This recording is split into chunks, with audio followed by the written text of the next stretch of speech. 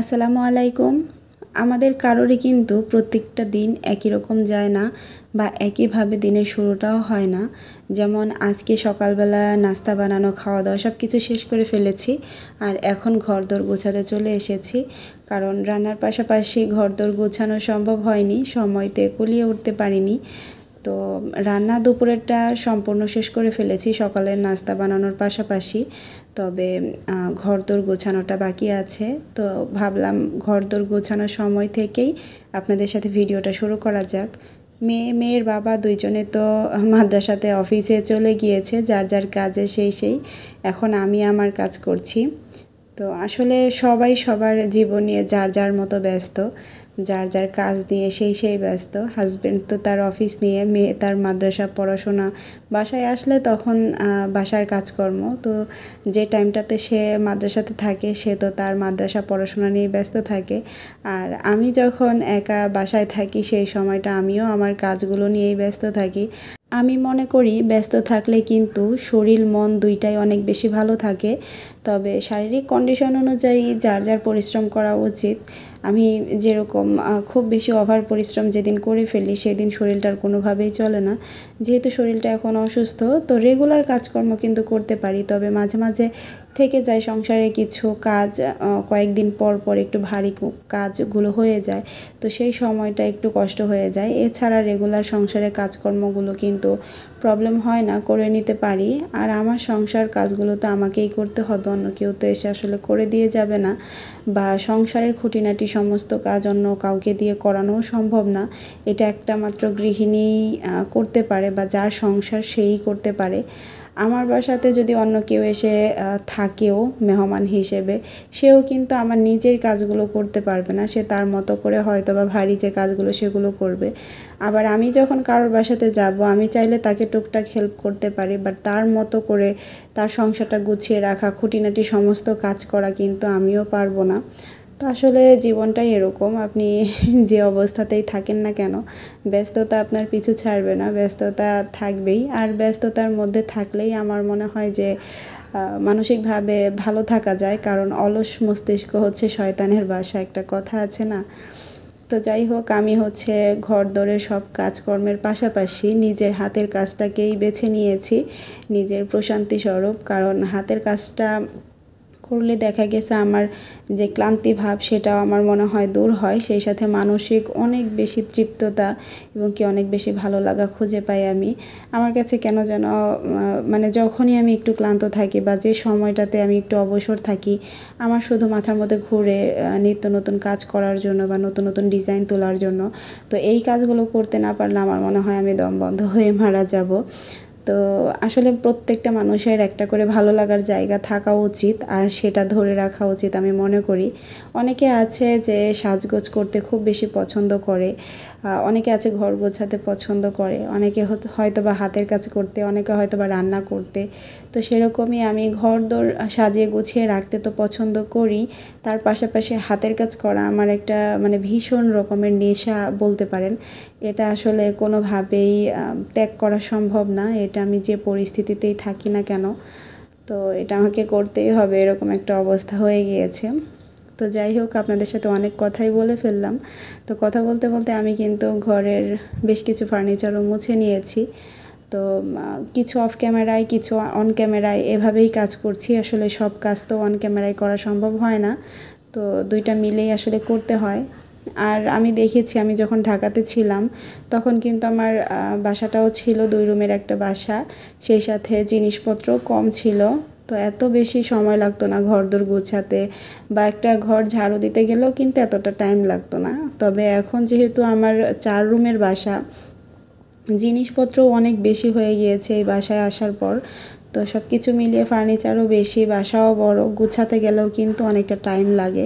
সে সাথে নর্মালি যদি একটা ঝাড়ুও দিতে যাওয়া হয় তাতেও কিন্তু একটা মানে লম্বা টাইমের ব্যাপার, আর অন্যান্য ক্লিনিংয়ের কাজ তো আছেই। তবে তারপরও দিন শেষে গিয়ে আমরা সবাই চাই বড় একটা বাসা, সাজানো গোছানো একটা সংসার, ঘর ভর্তি ফার্নিচার। এটা আমাদের সব মেয়েরই শখ। আমাদের ঘর ভর্তি ফার্নিচার হলে, বড় বাসা হলে ক্লিন করতে যে কত বেশি কষ্ট, তারপরেও কিন্তু আমরা মেয়েরা ফার্নিচারের শখ করি, বড় বাসার শখ করি। আসলে আমাদের মন মানসিকতা হয়তো আল্লাহ তাআলা এভাবেই তৈরি করে দিয়েছে। আমাদের সকল স্বপ্ন, সকল আশা ইচ্ছা সব কিছু আমাদের সংসারকে ঘিরে। তো সংসারের সব কাজ তো করে নিয়েছি, ওই যে বললাম অফ ক্যামেরা অন ক্যামেরা সব কিছু মিলিয়ে। এরপরে বসেছিলাম কিছুটা হাতের কাজ করতে।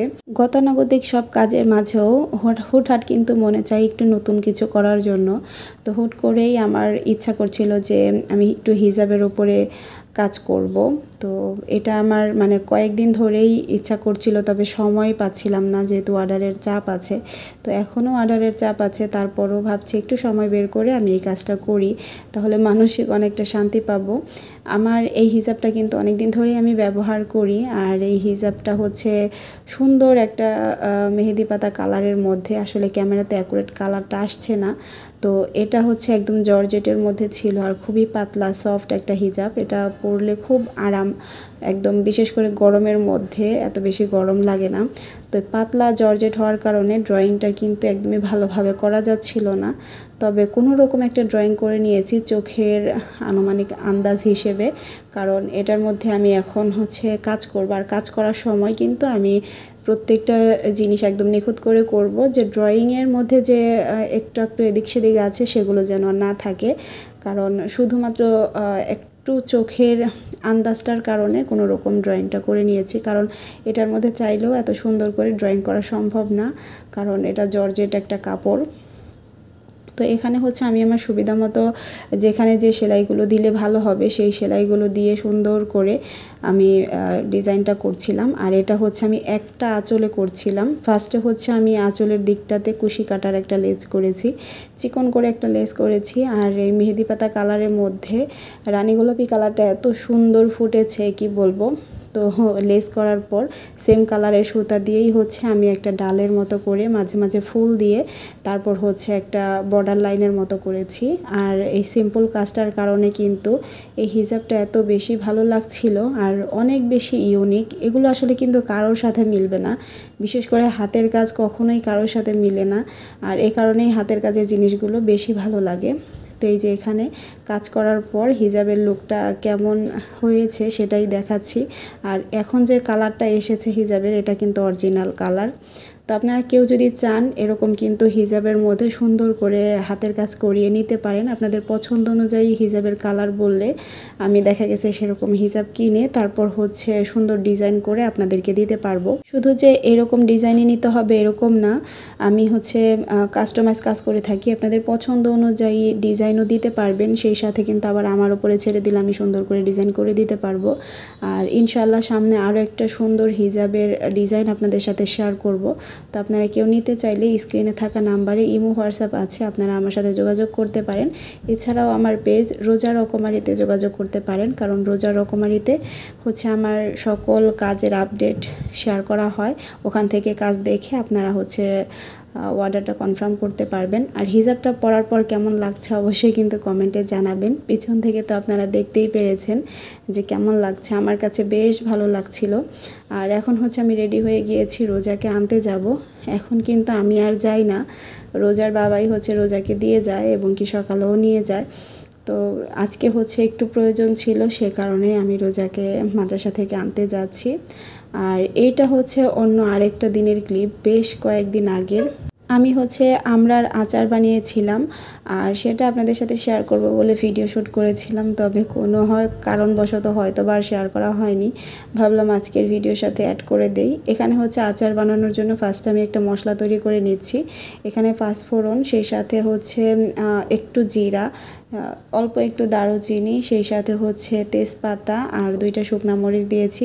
দিয়ে খুব ভালো করে আমি এটাকে ভেজে নিব কম আছে। তো কম আছে অনেকটা সময় নিয়ে ভেজে নেওয়ার পর এটা হচ্ছে আমি ব্লেন্ডারে গুঁড়া করে নিব। আপনারা চাইলে শিলপাটাতেও করে নিতে পারেন, কোনো সমস্যা নেই। আর এই আচারটা হচ্ছে আমি তেল ছাড়া বানাবো, খুবই মানে সহজ এবং কি এত বেশি মজা। আপনারা একবার যদি তৈরি করেন আমি বলবো এই আচারটার প্রেমে পড়ে যাবেন। কারণ আমি হচ্ছে আজকে 1 কেজির আচার বানাচ্ছিলাম, মানে 1 কেজি আমড়ার আচার বানাচ্ছিলাম। এটা অলমোস্ট আমার বাসায় শেষ হয়ে গিয়েছে অনেক আগেই। এরপর হচ্ছে আপনাদের ভাই আবারও 2 কেজি আমড়া নিয়ে এসেছিল, সেটার আচারও বানানো হয়েছে, আর সেখান থেকেও আমাদের অর্ধেকটা আচার অলরেডি শেষ। তো বুঝতেই পারছেন ভিডিওটা বেশ কিছুদিন আগের, আর আচারটা কতটা মজা হয়েছিল যে একবার শেষ হয়ে যাওয়ার পর পরবর্তীতে আবার ডবল করে বানাতে হয়েছে।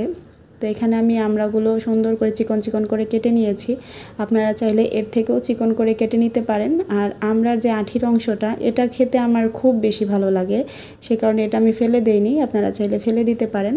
তো আমড়াটা দেওয়ার পর আমি হচ্ছে এখানে পরিমাণ মতো বেশ অনেকটা চিনি দিয়েছিলাম, দিয়ে খুব ভালো করে মিশিয়ে এখানে হচ্ছে সামান্য পরিমাণ লবণ, সামান্য একটু মরিচের গুঁড়া আর একটু হলুদের গুঁড়া দিয়েছি সুন্দর একটা কালারের জন্য।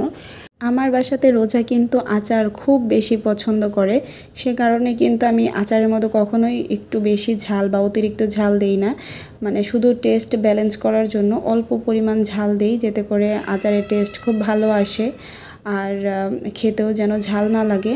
তো আমি সব কিছু দিয়ে খুব ভালো করে নেড়ে মিশিয়ে ঢাকনা দিয়ে ঢেকে আধা ঘন্টার উপরে আমি প্রায় 40-45 মিনিটের মতো সুন্দর করে আমড়াটাকে সিদ্ধ করে নিয়েছি। কারণ আমড়াটা একটু শক্ত টাইপের, এটা সিদ্ধ হতে একটু টাইম লাগে, তো সে কারণে একটু সময় নিয়ে একদম কম আঁচে এটা সিদ্ধ করতে হয়।